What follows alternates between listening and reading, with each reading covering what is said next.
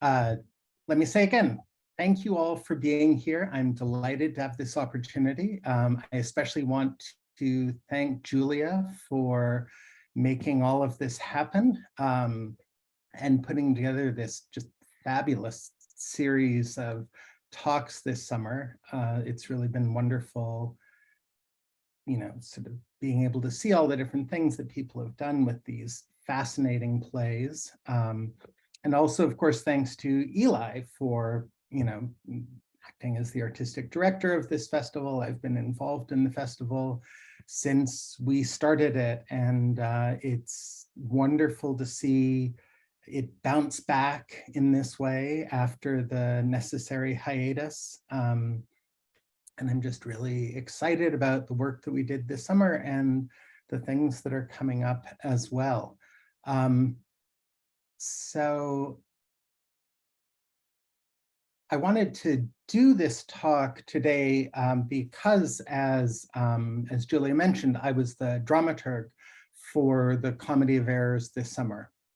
And really, I just wanted an opportunity to kind of dilate on some of the things that I find most interesting in the play, both in relation to our production, but also more generally. And more than anything, what I really wanted to communicate was my sense of the complexity of this play. It's a play that I think masquerades as a fairly straightforward comedy, but it gets stranger and stranger the more time you spend with it. And I should say as well that this is not a play that I've ever written on or really done research on beyond the context of the, working on it this summer. But it is in a number of ways relevant to aspects of my current book project, which is about Shakespeare and wit, specifically theatrical wit. So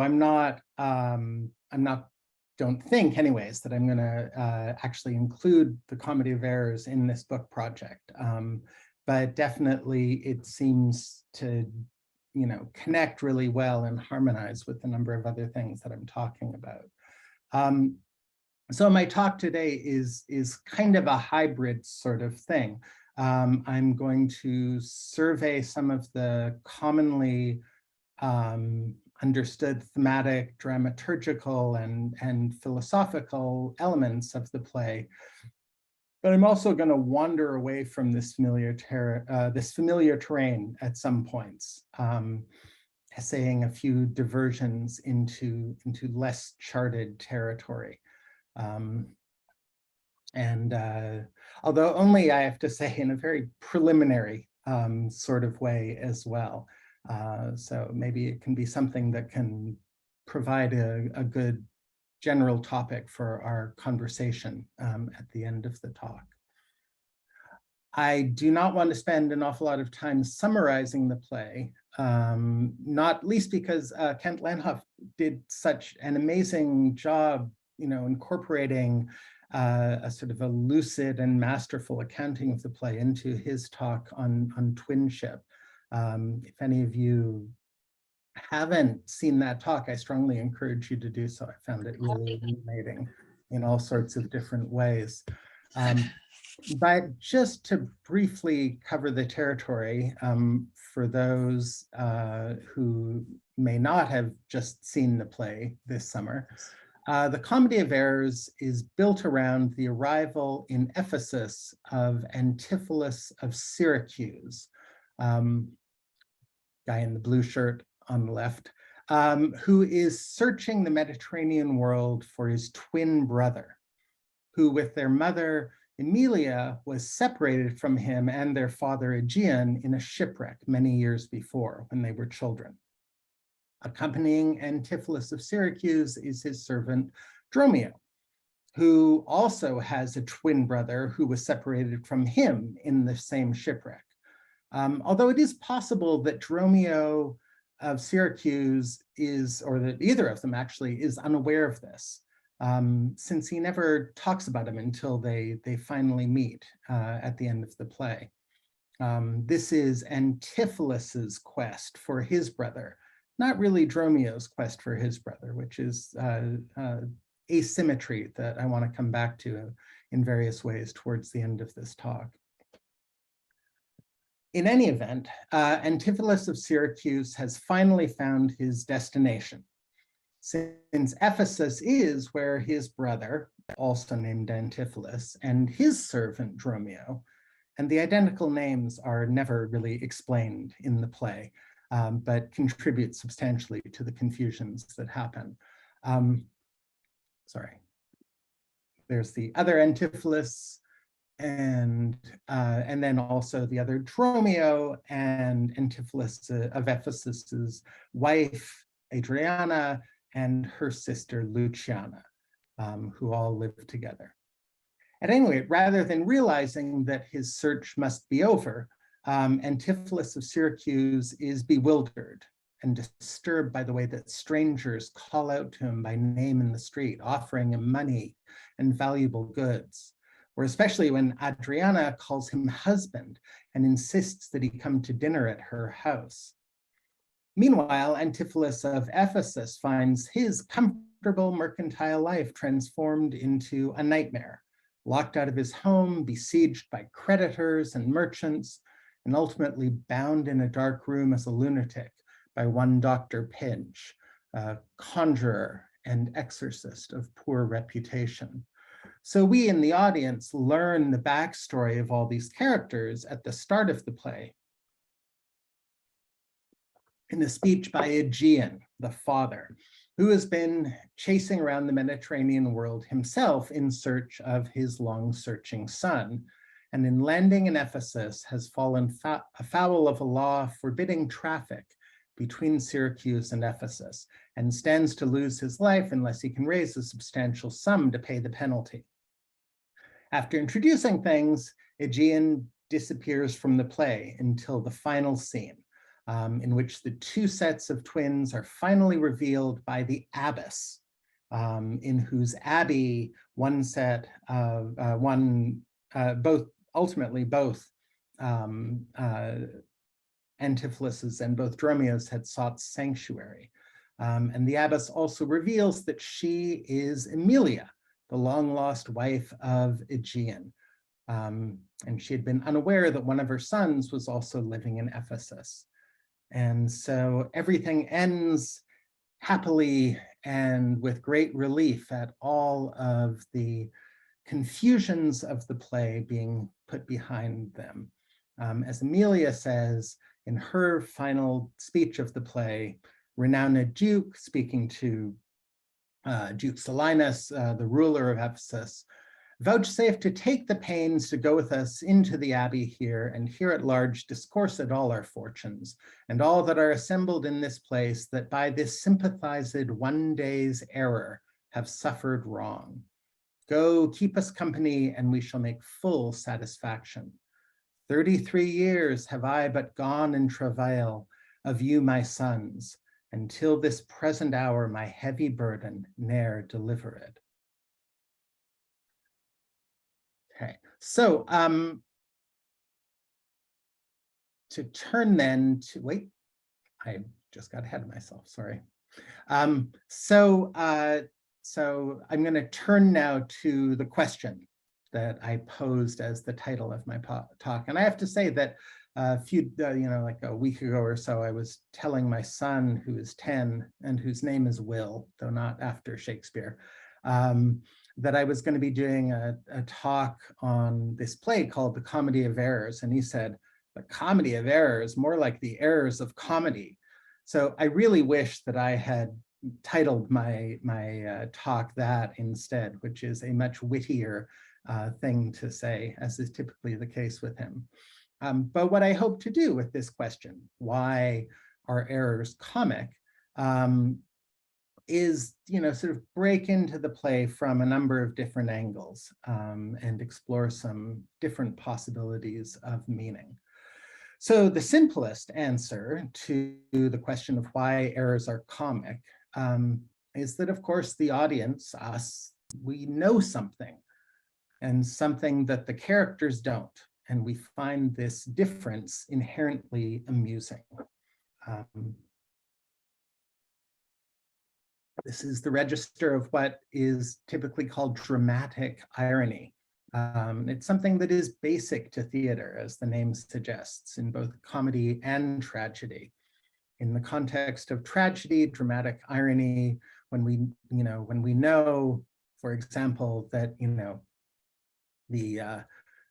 that Oedipus, that the man Oedipus is searching for is in fact himself, we sort of cringe, helpless, as eventually the knowledge that we have already is revealed to the characters in the play. In the context of comedy, on the other hand, it produces a much lighter effect, so that we don't worry so much about the nightmare that the characters are going through, because we know that ultimately all will be put right. And we also sort of glory a little bit in the wisdom that we have about the situation, and that they so patently lack. Now, of course, we don't know everything in the play. We don't know about Emilia. We don't know about this sort of final portion of the story, which is held back until the final scene of the play.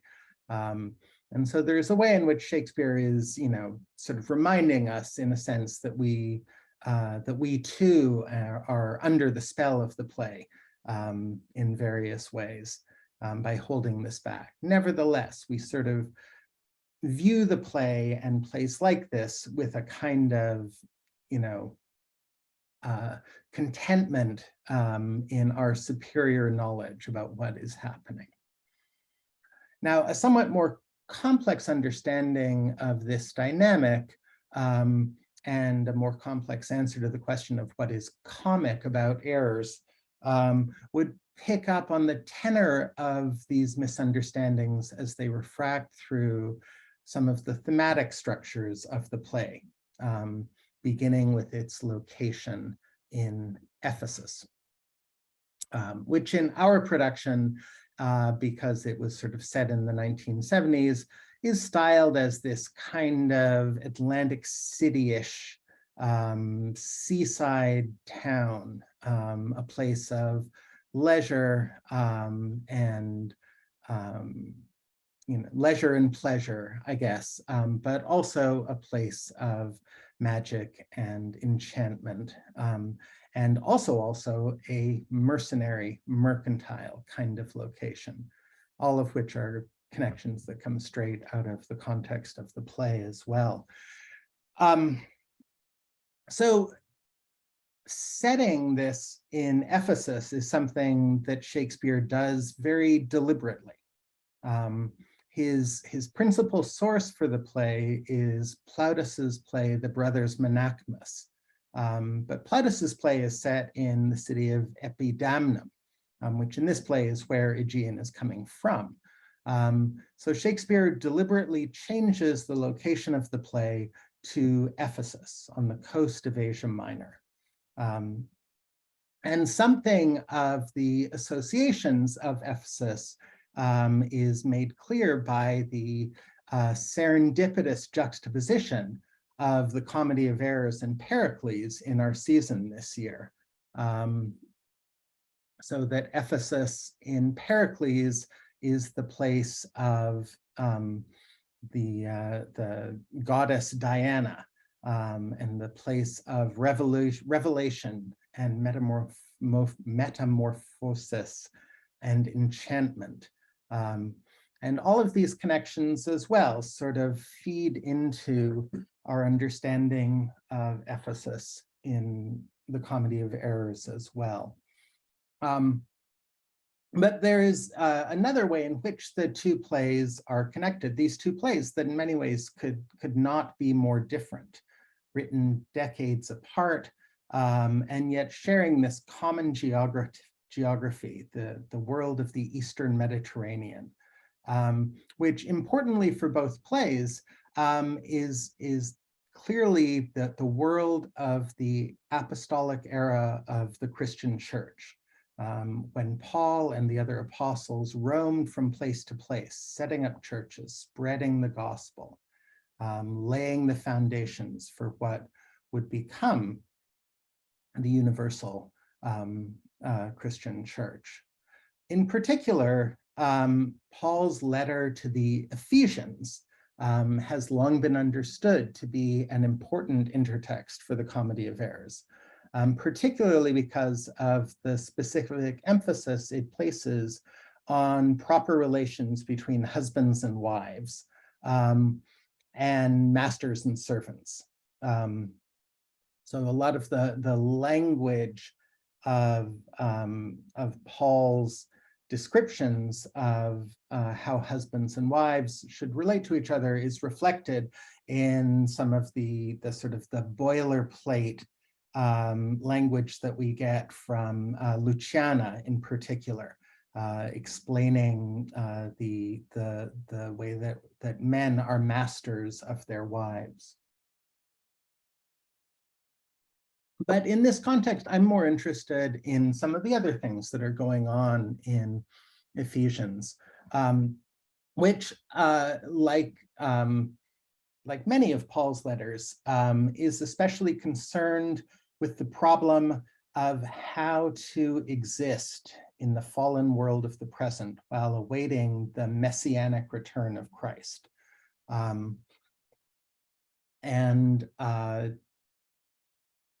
Here, as in many of his letters, Paul emphasizes the insufficiency of the knowledge that Christians have of what is to come, and yet the necessity of separating from those who are not believers, from those who are not Christians, and living one's life differently than one did before one encountered the enlightenment of faith. So he says that we henceforth be no more children wavering and carried about with every wind of doctrine by the deceit of men and with craftiness whereby they lay in wait to deceive. And a little later, walk not as other Gentiles walk in vanity of their mind, having their understanding darkened, and being strangers from the life of God through the ignorance that is in them, because of the hardness of their heart, which being past feeling, have given themselves unto wantonness, to work all uncleanness, even with greediness. And I should say the version of the Bible that I'm quoting here is the Geneva Bible, which is one of the Bibles that Shakespeare would have known extremely. Nothing. Do you have any thoughts? I'm sorry? Did someone? I think that was a mistaken unmuting, but. Oh, I see. Yeah. So, and then the third quotation, which I will be returning to somewhat later in this: take heed, therefore, you walk circumspectly, not as fools, but as wise, redeeming the season, for the days are evil. So all of this is fundamentally the terrain of the Comedy of Errors, which is sort of continually concerned with deceit and illusion, and problems of understanding and comprehension. Particularly, Antipholus of Syracuse is convinced that Ephesus is a town full of people who are deceiving in exactly the way described by Paul in his letter. They say this town is full of cozenage, which means sort of trickery, as nimble jugglers that deceive the eye, dark-working sorcerers that change the mind, soul-killing witches that deform the body, disguised cheaters, prating mountebanks, and many such like liberties of sin. This is his experience of of Ephesus as he explores it, as he loses himself in the city. And it speaks to that sort of sense that we get from Paul of the necessity to be circumspect, to separate oneself from this reality. of the darkness in which most people walk.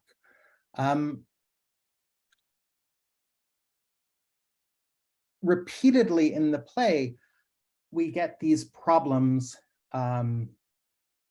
with or to put it a different way, the errors of this comedy are about the limits of comprehension. The play is replete with scenes of conjecture, characters trying to make sense of the world and failing.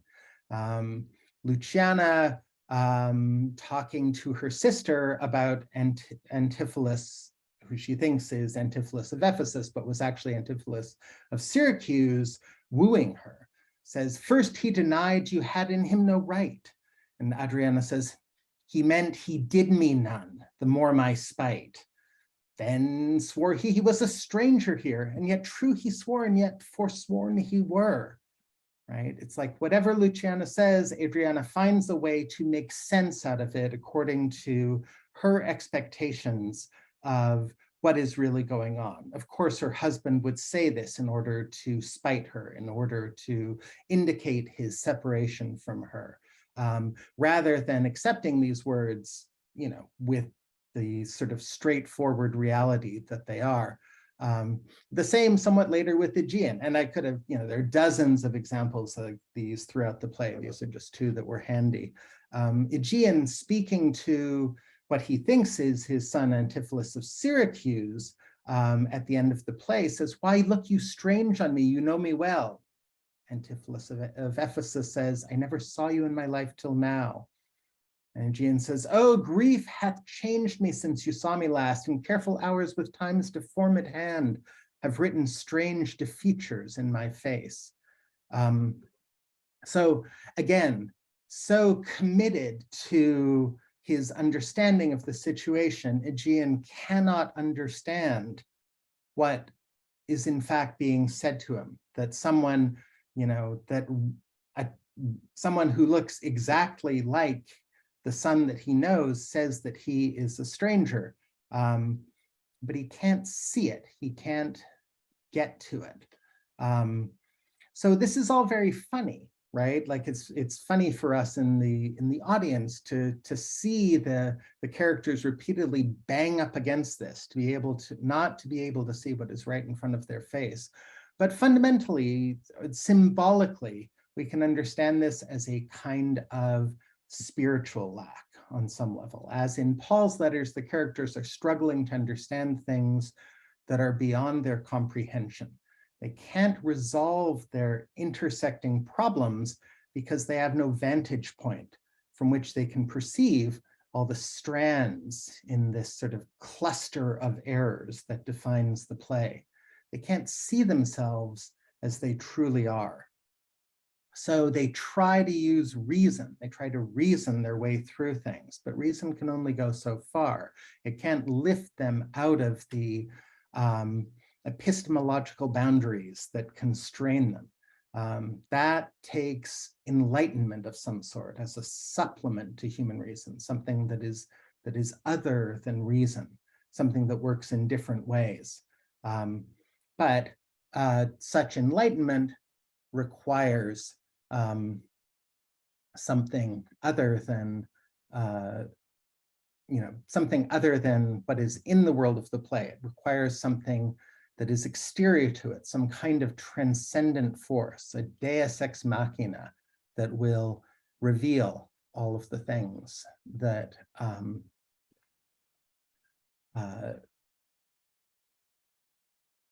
that will reveal all of the elements that might, be unified with a full understanding. This is why Paul turns so much to kairos, what is also called messianic time. So kairos in Christian terms, well, actually not just in Christian terms, the Greeks had two words for time. One of them is chronos, which designates sort of ordinary, quotidian, chronological time. The other word is kairos, which indicates which is qualitatively different. It is time that is a kind of, eruption that is marked different. It is full rather than ordinary. It is a moment in which everything is changing. Is a moment in which something happens that unshakes the world and opens up the possibility of new innovations in the affairs of humanity. In the Bible, Paul repeatedly uses the word kairos to indicate the return of Christ, right? Which of course, for the early church was thought to be imminent, right? So the instruction to the Christians in Ephesus is to redeem the season or redeem the time. That is to always be ready for this moment of redemption that could be coming at any point.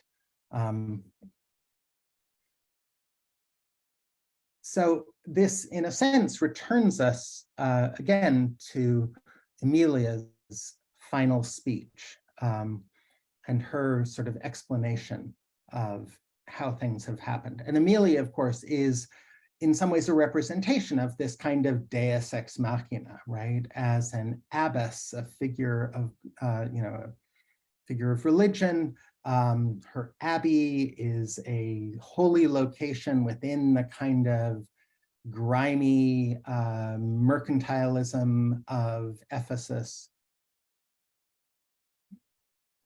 Otherwise, a place of shops and whorehouses dominantly.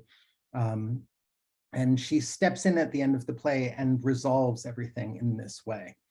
What Emilia describes here with these, 33 years have I but gone in travail of you, my sons, until this present hour, my heavy burden ne'er delivered, is itself a kind of kairotic moment. As indicated, especially by her description of it as 33 years. This is a famous crux in the play because it hasn't actually been 33 years. The math doesn't work out if you look at the ages that are given of the Dromios and Antipholuses. But clearly the importance here, the reason to make it 33, whether it is Emilia or Shakespeare who is making this change, is to connect it with Christ and with the idea of a kind of spiritual renewal and regeneration. In this context, there is a richer sense of the word sympathized than really exists today that was still very current in the Renaissance. Sympathy was a word that could refer not only to fellow feeling for people who are suffering, but also to the kind of intricate and complex interrelation of all things, the way that the natural world works in sort of pure and perfect harmony. And so sympathized one day's error reflects this larger sense of all things working together and full knowledge being achieved as a result. It's important to understand that this is very much a dramaturgical pattern as well.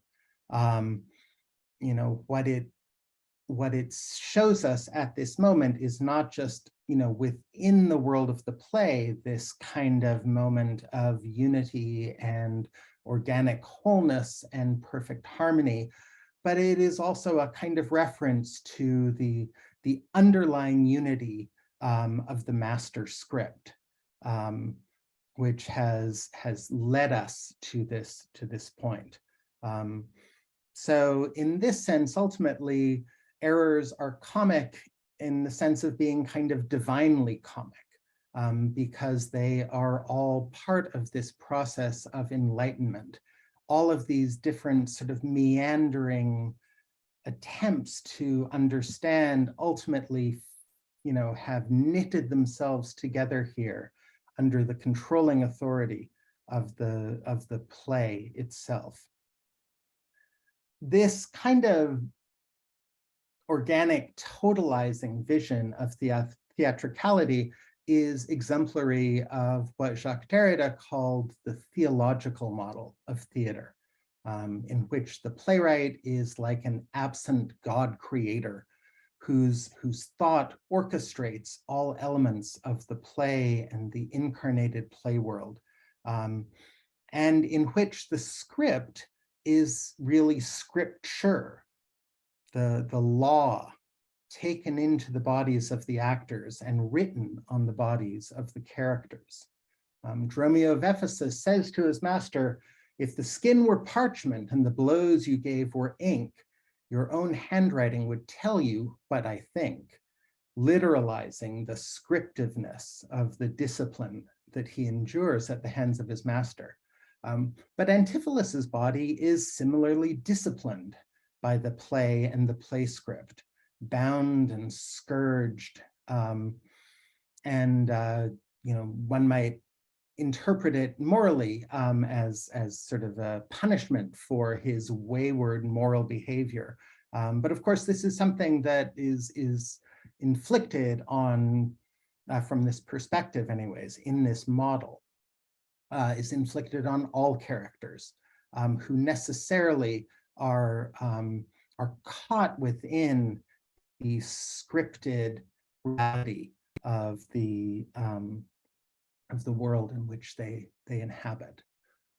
So in the time that remains, and I am aware that I've already been speaking quite a long time, so I will make this fairly quick.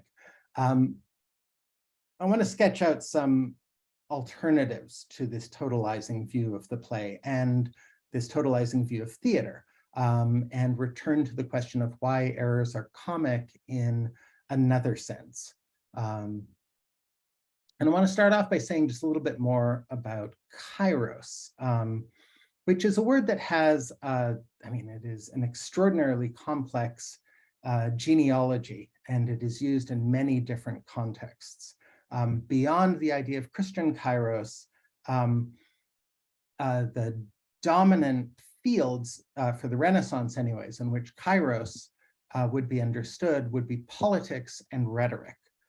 Politics, because what kairos represents is that moment at which one can move into a changing, shifting situation, and by a particular action at the right moment can change the world, can make things other than they are. In Othello,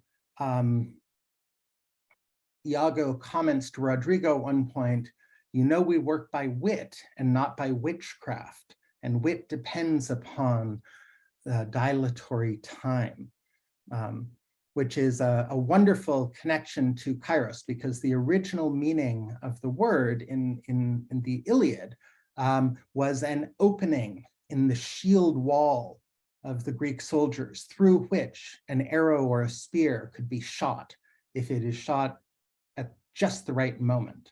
Right?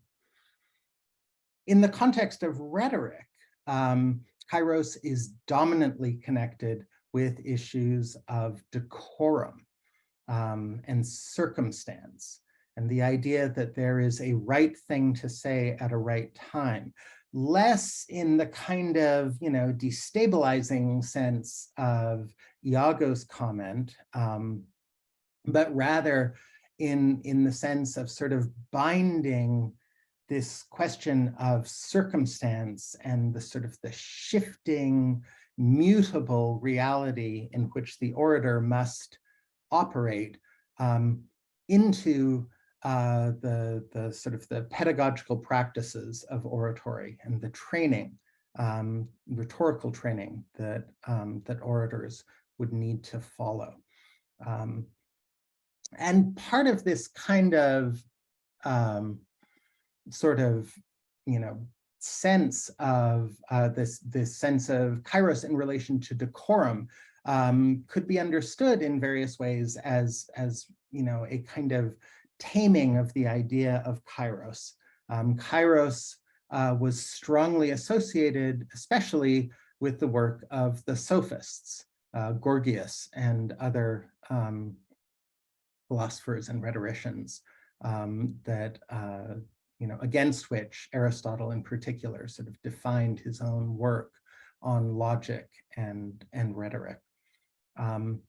So under the strictures of rhetoric, sort of through Aristotle and then Cicero, kairos becomes something connected more strongly with the idea of decorum and circumstance.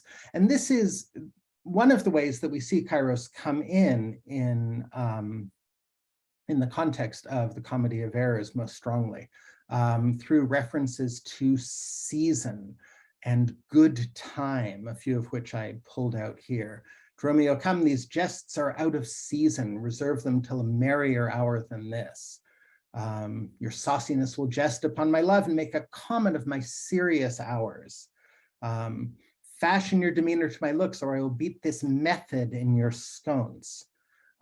These are all sort of examples of this kind of disciplinary practice of kairos.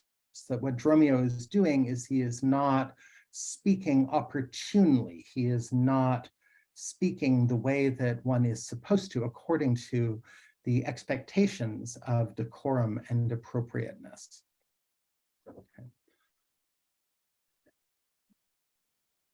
But of course, kairos and the sort of sense of, something that you might say at just the right time is also closely connected to the idea of jokes, the jests that Antipholus of Syracuse refers to here. And I should say that I'm sort of riffing here on the work of an Italian philosopher named Paolo Verno, who has written quite extensively about jests and the things that one can do with jests. Although in this case, the point is perhaps quite obvious that it is necessary to, that in order to make a joke, you have to do it at the right moment when the opportunity presents itself. The way that Verno describes jokes is as being like a game. A joke takes place within a set of linguistic and semiotic conventions. But at the same time, jokes illustrate the arbitrariness of such conventions, the ways in which all such conventions can be circumvented, transformed, abrogated, and so on. And in this regard, jokes often present as logical fallacies or errors. But in our acceptance of the joke, by laughing, say, we countenance the idea of a different world. We are laughing not only at the joke, but at the rules that the joke makes a mockery of. So this is the sort of the sense that I would like to develop, but I see that all of this has taken much more time than I expected. So let me just say a couple of things quickly to round this out so that we will still have some time for conversation. I'm really talking here more than anything about the Dromios, who are of course the only, or I shouldn't say the only, but are far and away the wittiest characters in the play. And furthermore, the characters who really do not participate in the play very much according to the kinds of frustrated conjecture that characterizes all of the other characters. That is, they do at certain points get sort of caught up in all of these things in one way or another. but insofar as much of the sort of comedy of the play works through the Dromios being beaten for trying to say something to the wrong master, there is a way in which their response to this, rather than to try to puzzle out what is happening, is more just to kind of dilate on the events that are happening in witty fashion. This happens repeatedly in different contexts, especially around the question of time. And this is especially the terrain of Dromio of Syracuse, who in Act 2, soon after he has been beaten by his master for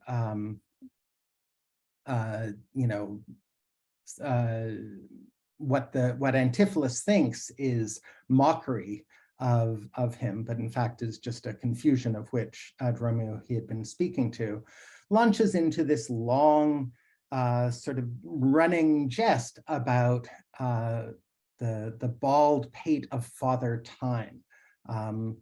Says, "I durst have denied it before you were so choleric. By what rule, sir?" Asks Antipholus. "Marry, sir, by a rule as plain as the bald pate of Father Time." So again, this kind of language of rules, and which in this case means sort of rules of logic, rules of reason. And Dromio takes the idea of that rule and moves in an entirely different direction, constructing this little story of bald Father Time, which is very likely, it seems to me, all a kind of hidden, submerged joke about Kairos, which was typically, which as a emblematic figure or as a god, was typically shown as being bald over the back of his or her head, but with a long forelock in front. And the idea was one needs to catch Kairos, or Occasio in Latin, by the forelock. But if you're too late, you try to grab at the bald head, and nothing can happen. As much as anything, what we might get out of Dromio's speech on bald Father Time here is a kind of declaration of independence from the power of time, and the power that time has over him in the context of the larger form of the play. The same thing happens again in another long speech, this time with Antipholus of Ephesus's wife, Adriana. A chain, do you not hear it ring? What, the chain? No, the bell, the clock. 'Tis time it were gone, it was 2 ere I left him, and now the clock strikes 1. The hours come back, that did I never hear. Oh yes, if any hour meet a sergeant, he turns back for very fear. As if time were in debt, how fondly dost thou reason. Time's a very bankrupt, and owes more than he's worth to season. Nay, he's a thief too. Have you not heard men say that time comes stealing on by night and day? If he be in debt and theft, and a sergeant in the way, hath he not reason to turn back an hour in a day? So this whole exchange is based on a pun that is lost in modern productions, which is that one and on were pronounced the same in Shakespeare's time. So Dromio actually says, and now the clock strikes on. And Adriana hears that as now the clock strikes 1. And so says, oh, the hours come back. But of course, in modern productions, as in our production, we do actually have time moving backwards, so that the clock does strike 1. And in many productions, there is quite common to have a clock shown on stage as part of the scenery, which at this point goes back an hour. all of this is a kind of fascinating, there are many things that could be done with all of this, but since I'm really out of time myself, I just want to note how fascinating this is as a movement away from the sort of the iron rule of time within the world of the play, and moving into the temporal space of performance, which of course is what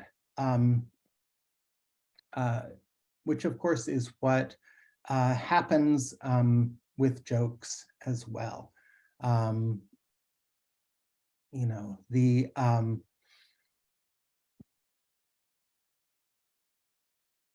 jokes are, in a sense, always about theatrical time. Theatrical jokes are always about theatrical times. The laughter at jokes doesn't really happen within the space of the play. There's always this kind of crossing over from the space of representation into the space of performance. And the dramatic action pauses until the audience stops laughing. So there's a way in which jesting, as we see from the Dromios, especially as the clown figures in the play, represents, in my mind, a kind of space of resistance to the theological model of theater that we might get out of the Christian idea of kairos in the play. Repeatedly with the Dromios, in the action of the play, we get this kind of movement into this other sort of dilatory time, not in order to effect a particular action and change the world as Iago does in Othello, but rather just as a kind of space of recreation, a space of escape from the sort of disciplinary pressures that are constantly visited upon these servants. And I'm going to stop there in order to allow at least a little time for any comments or questions that people have. So thank you all very much for listening to me go on about these things all this time. Thank you, Ian. You took us in quite a number of, fascinating philosophical and scriptural places that I was certainly not expecting to go today. That was, you made me read and think about a lot of passages in the plays quite differently than I have, and to pay attention to things that I thought were silly, like the whole baldness dialogue, ends up actually being something that gets at an important temporal problem in the play. So that was beautiful. Yeah. We And have actually, just a little bit of time for questions. So I want to open it up to we've had a lot of interesting things in the chat, but maybe we have some people who would like to pose a question or two to Ian about comedy of errors and kairos. And I have lots of thoughts, but I don't want to dominate. So I want to hear from our group here.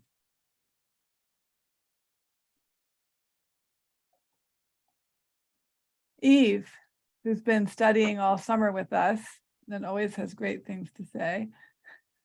Unmute, Eve. Unmute. Sorry. Gee, you'd think by now, after 2 years.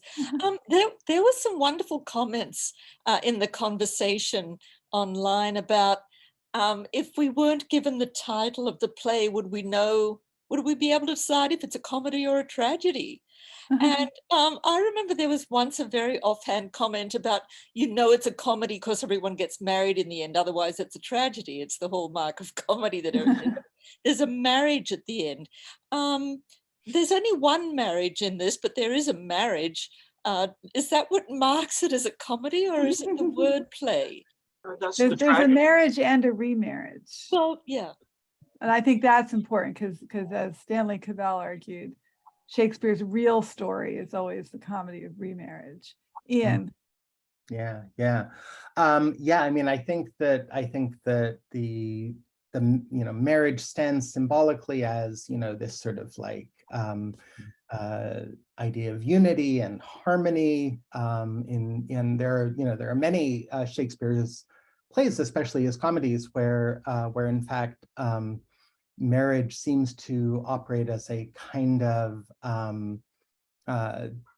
surrogate for any like genuine sense of resolution. We get a marriage and a dance because those things sort of symbolize a kind of resolution that is not always possible on the level of plot in the play. And I really like your point too about not knowing if this is comedy or tragedy. It's quite relevant to what I was trying to get to at the end, because we know it's a comedy when Dromio of Ephesus gets beaten for the first time. This is sort of the moment at which it's like, oh, okay, this is supposed to be funny. And I will say that the beatings are something that are always really difficult to finesse, especially in modern productions. I really like the way that our production ended up making the beatings into a kind of stylized dance. But it's very challenging because there is so much beating and there's so much talking about the beating as well. And for me anyways, that really cuts against the any sort of waving it away as like, well, it's it would have been funny at the time or whatever. I think that Shakespeare is trying to make us very uncomfortable with the level of physical violence in this play. There's a question here from Marilyn about whether basically how does kairos relate to catharsis? And that also, there is a nice little discussion about catharsis in the chat as well. So yeah, on one foot, kairos and catharsis. Right. So I think the moment, I don't have a very worked out answer to this, but certainly the moment of catharsis is kairotic, right? Like it involves a sort of stepping out of ordinary time, and the sort of the feeling of the sort of intensity of feeling that we associate with catharsis, I think is something that associates very strongly with the kairotic idea of time as well. And Howard, related to that, says, is kairos similar to the feeling we get when we celebrate religious or cultural holidays? And of course, this is a Christmas play. It was performed on December 28th. Right. The word nativity is used about 8 or 9 times. So in addition to that 33 years, you also have the sense of a birth in an inn. All 4 of the twins are born in an inn. Right. So yeah, do you want to address that question as well? And sort of festive comedy as a model here that's kind of between the kairotic and the jestful, or the divine and the profane. No, I think that Amelia's speech, I didn't quote this far, but it ends with her saying such festivity, right? And so and rhyming with nativity as well. So like nativity and festivity coming together in this way. And certainly this sort of sense of, of organic wholeness that we associate with Shakespeare's festive comedy is very connected to this sort of sense of a kind of, a charged sense of time.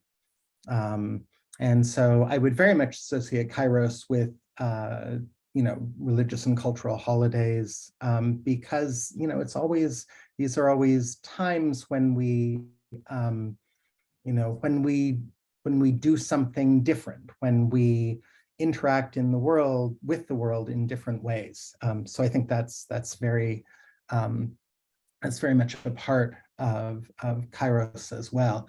So this is perhaps less kairos as occasio, right? Kairos as like the opportunity, and it's also not exactly messianic, but it sort of occupies its own sort of sense of of time being full rather than empty. Okay, and there's a question here from Marilyn again, which I have to comment on.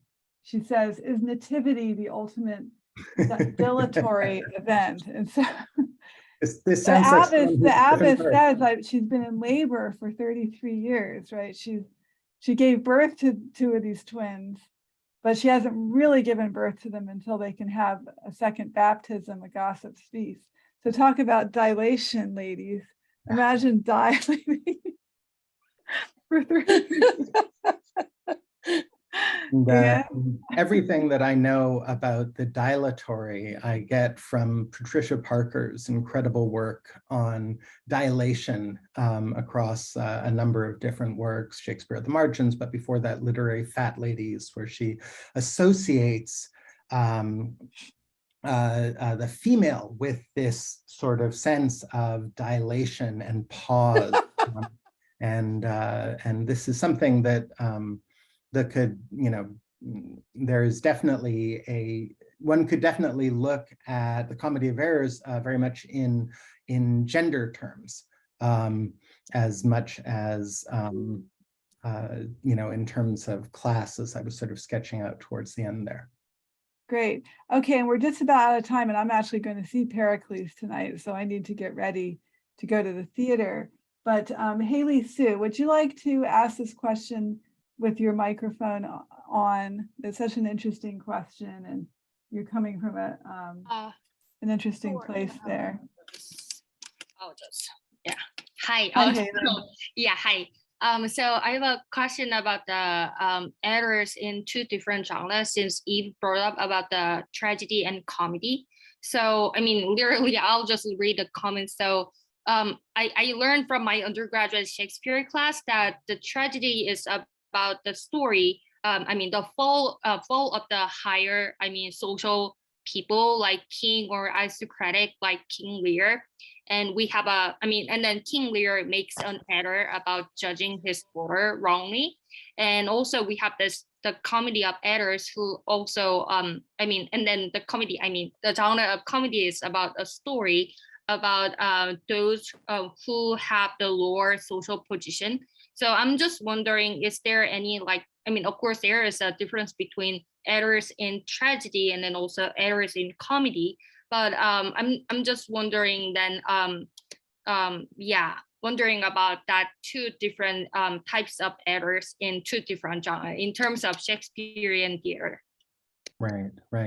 Yeah, I think that I think what you're saying is correct, that that there is a way in which this sort of sense of error operates in very different, yet in some ways homologous ways in comedy and in tragedy, and that it has a lot to do with sort of social position in one way or another. Shakespeare, though, I think often sort of crosses these boundaries in very deliberate ways, so that to take the first thing that pops into my mind, a play like Macbeth, which is clearly kairotic in so many ways, right? If it were done when 'tis done, and all of that, is on the one hand very much about the